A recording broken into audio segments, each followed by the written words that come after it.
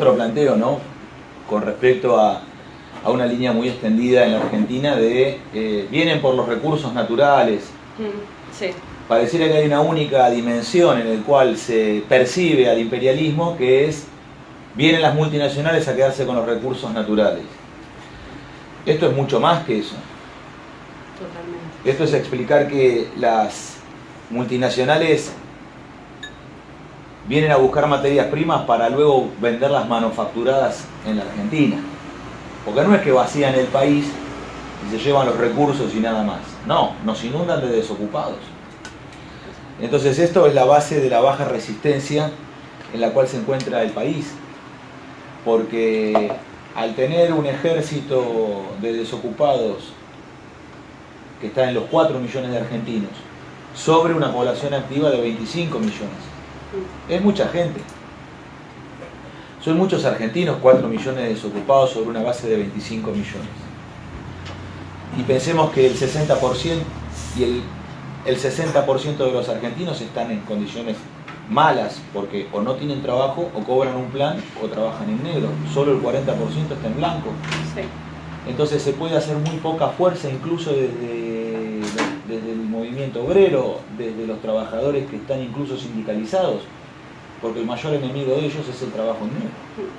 Son los millones de hermanos que no están en condiciones de ser defendidos, tener una representación gremial, tener alguien en el lugar de laburo.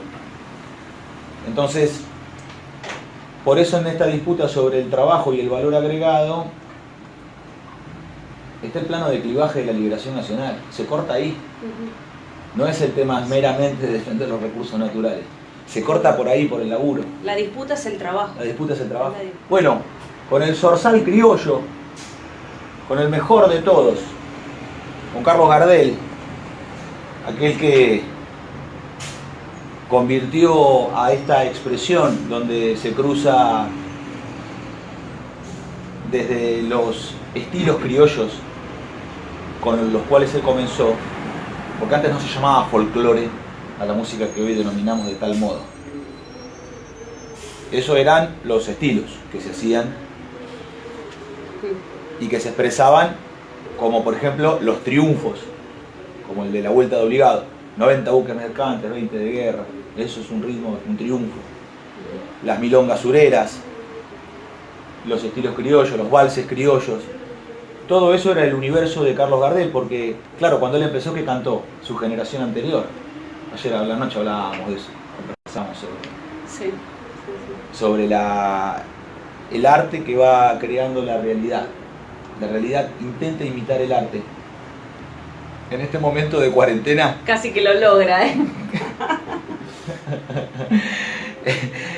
Se está observando los puntos de contacto entre el arte, que desde hace décadas viene planteando esta realidad, y cómo la realidad ha llegado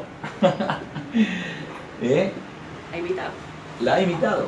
Entonces, no es cualquier cosa lo que estamos planteando en el debate filosófico que recordamos, arrancamos en Perón y Rock, acá en La Ferrer, en la estación de Duarte, el sábado 7. Estamos planteando, después de 70 años del Congreso de Filosofía del 49, retomar el debate filosófico de los argentinos. ¿Con qué objetivo? ¿Filosofar? No. Dudar? Menos. Afirmar. Necesitamos afirmar lo que para nosotros es el sentido trascendente de la vida y el mundo. ¿Tenemos la fórmula de la felicidad? No. Andamos buscando cómo debe ser el sentido de este viaje, de esta pequeña fracción de tiempo que se nos ha dado dentro de una eternidad compartida que empezó mucho antes que nosotros y continuará cuando nosotros ya estemos muertos. Pero este sentido trascendente de la vida y del mundo está refugiado en el arte, porque en la Argentina está prohibido hacer filosofía. La academia privatiza el ámbito de la filosofía a través de compartimentar, especializar y entornar la puerta para que no entre ningún negro de mierda en cosas que no le corresponden. En cosas que no le corresponden, a venir a cantar las 40. Entonces, ¿qué ha hecho la filosofía? Se ha refugiado en el arte. Y una de las expresiones en las cuales se refugia es en el tango. Entonces, claro, porque el tango no es solamente un estilo musical que creó la humanidad, que en este caso los argentinos, sino el tango es ciencia, arte y filosofía. En su acontecer musical, en la geometría de su danza, en su mecánica de su danza, en sus formas de moverse, en su escucha y en su poesía, el tango hace ciencia, arte y filosofía. Las tres al mismo tiempo. Sí. Las tres al mismo tiempo. Logra esa totalidad que no todos llegan, y no todos los estilos musicales o no todas las danzas con la filosofía. Ahora, en el tango es muy claro. Y se siente al bailar. Se siente al bailar cuando nosotros estamos escuchando el dramatismo de la letra y la orquesta que pronuncia el dramatismo. Y la pareja de baile también parece que llora.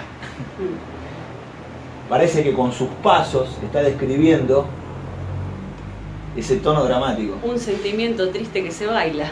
Entonces, ¿Qué es eso? Esos somos los argentinos. Ahí está la filosofía. Por eso nos hemos encontrado con los autores argentinos como Homero Mansi, hemos encontrado un punto de apoyo, una línea de supervivencia con el cual se ha desarrollado esta expresión de los argentinos. Pero pasar hacia el debate filosófico profundo va a requerir un poco de látigo. La filosofía no es para quedar bien, no es para ser amigos, más bien todo lo contrario. No complace y no adula. No adula las conductas de la gente. Exige imperativos categóricos. Entonces, ¿cuál debe ser el imperativo categórico de los argentinos en este siglo XXI? ¿Qué será el subespecia eternitatis del Immanuel Kant argentino del siglo XXI? ¿Cuál será? ¿Ser como Evita? ¿Seremos como Evita? ¿Comprometeremos la balsa hasta el último náufrago? Eso es el imperativo categórico del argentino. ¿Y cómo lo puede hacer el argentino? ¿Necesita ir a recibirse de filósofo para comprender esto? ¿O puede en la militancia patriótica, en la militancia política comprometida con la patria y el pueblo trabajador, puede encontrar ese acontecer, ese sentido de avance, de alcanzar la utopía de ser como Evita, de acercarse a ella, de vibrar en su misma frecuencia, de vibrar en la misma cuerda que vibró Eva? Quizás sea eso el imperativo sagrado. Entonces, si lo es o no lo es, no es lo más importante. Totalmente. Ya va a ser sagrado el trabajo de nuestra mano cuando vuelva el proyecto de liberación nacional, porque la conciencia geopolítica que estamos adquiriendo en estos términos es comprender que la disputa es por el valor agregado. Entonces los países del norte no solo se llevan las materias primas argentinas, sino que nos bombean con desocupados. Hay una manguera que viene desde el norte, desde Europa, Estados Unidos, de la China y Japón, y vienen mangueras hasta la Argentina, y por ahí salen desocupados. Que entran acá. Entran a la Argentina. ¿Qué hacen esos desocupados? Funcionan como ejército de reserva que presiona sobre los trabajadores que sí tienen trabajo. ¿Para qué? Para debilitarlos en la negociación de las condiciones de trabajo y salario. Entonces, al haber cada vez más desocupados, los trabajadores tienen menor poder relativo para pelear por sus condiciones. ¿Por qué? Bajo una simple acción del capitalismo, que es la siguiente: pibe, si no te gusta lo que cobras, no te hagas problema que tengo una fila en el portón de 100 como vos que van a laburar por la mitad de lo que laburás vos. ¿Lo escucharon eso los compañeros, vecinos, amigos de González Catán y La Ferrera? ¿Han escuchado alguna vez? ¿Les han dicho así? ¿Los han tratado de ese modo? Sí. Bueno, entonces, por eso planteamos que Perón da una respuesta geopolítica. Porque responde a lo que plantea Ulises con Hutchinson, subcomité especial, de invadir el mercado interno argentino con pactos financieros preestablecidos. ¿Qué son esos pactos financieros preestablecidos? Bueno, una creación de John Maynard Keynes, del lord inglés, del mayordomo de la reina de Inglaterra, que luego del acuerdo de Yalta, Stalin, Unión Soviética, Eisenhower, Estados Unidos, Churchill, Inglaterra, todos contra Perón, todos contra Perón, todos. Perón enfrentó a todos, enfrentó a la Unión Soviética, enfrentó a Estados Unidos, enfrentó a Inglaterra y Europa, enfrentó a Japón, se paró de mano con todo Perón. Estos que quieren pintar un Perón que es como un viejito alegre y dicharachero que cuenta cuentos y anécdotas a lo viejo Vizcacha, es re pelotudo, es el folclore más boludo de la militancia que hay.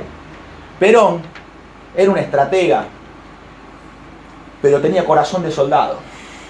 Entonces era el que más trabajaba, era el más esforzado. No era un bacán del casino de oficiales.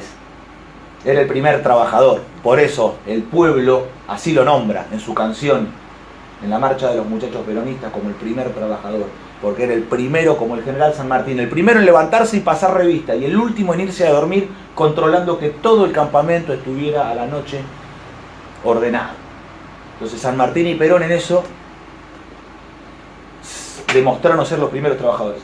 Bueno, esta respuesta geopolítica es un plan de pleno empleo, que es lo que necesitamos, ¿verdad? Unos 15 años después, el profesor socialista francés Sartre coincide con el existencialismo del alemán Heidegger, pero más humilde que Alemania y Francia. Argentina dice: a los 40 cada uno tiene la cara que se merece. ¿O no, Fruti? No falla. Somos lo que hacemos en el tiempo biológico que tenemos. Nuestras decisiones, nuestros actos nos constituyen, nuestras indecisiones también. Como los seres humanos, lo querramos o no, nos vamos convirtiendo en aquello que hacemos. Entonces la falta de trabajo es mucho más que la desocupación. Es la destrucción del ser, la negación deprimente de la vida. Porque el trabajo es la identidad primera de nuestro pueblo. Sin él se siente desnudo, indefenso. Por eso el argentino, cuando uno se le pregunta al argentino: ¿y usted qué es?, no contesta un ser humano, un gordo simpático, un hincha de fútbol, un pensador. No. El argentino contesta con su oficio: taxista, maestra, estampador, peluquera, soldador, empleada, carpintero, sirvienta, pintor. No trabajar lo humilla al argentino, le quita dignidad. Y el pleno empleo se la devuelve. El equipo con el cual ella se tiene que presentar a pista. Entonces, bueno, el pleno empleo que estamos planteando en términos de industria liviana es algo que podría permitir en la Argentina que todos los talleres mecánicos que se rompen el lomo toda la semana para el manguito que juntan, ponerlo el sábado y el domingo para seguir trabajando y armar un auto y ponerlo en pista en alguna categoría. Sí. Bueno, necesitamos que levante, porque a través del pleno empleo levanta el poder adquisitivo del salario, como explicaba Perón. No hace falta ni siquiera aumentar los sueldos, suben solo los sueldos, no hay que hacer nada. Hay que dejar, porque los sueldos tienden a subir hasta que se estabilizan. Lo que hay que controlar obviamente son las estructuras de costos de las cadenas de comercialización, pero eso Social 21 ya lo tiene resuelto, y es un poco aburrido como para andar describiendo, y medio pelotudo andar haciendo papelones, sacando fotitos, funcionarios públicos sacando fotitos de los precios del chino.